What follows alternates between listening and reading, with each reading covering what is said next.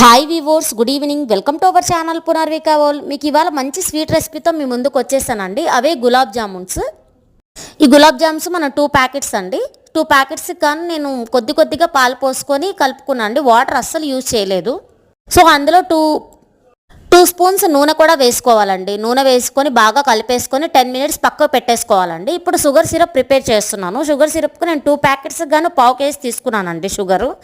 So ఇవి బాగా మరిగాక దీంట్లో మనకు కొద్దిగా 3 డ్రాప్స్ నిమ్మరసము అండ్ 2 యాలకులు దంచి వేశానండి. నిమ్మరసం వల్ల మనకు షుగర్ సిరప్ చిక్కబడకుండా బాగుంటుందండి. అండ్ పక్కకు తీసి పెట్టుకున్న పిండిని చిన్నగా బాల్స్ చేసుకొని నూనె హీట్ చేసుకొని నూనెలో బాగా రెడ్డిష్ కలర్ వచ్చే వరకు బాగా వేయించాక మనకి ఏంటంటే షుగర్ సిరప్ పక్క పెట్టుకున్నాం కదండి, చల్లారాక దీంట్లో వేసేయడం అండి. మనకు షుగర్ సిరప్ గోరువెచ్చగా ఉన్నప్పుడు మాత్రమే వేయాలండి. వీడియో కనుక నచ్చినట్లయితే సబ్స్క్రైబ్ చేయండి, లైక్ చేయండి. థ్యాంక్ యూ ఫర్ వాచింగ్ అండి.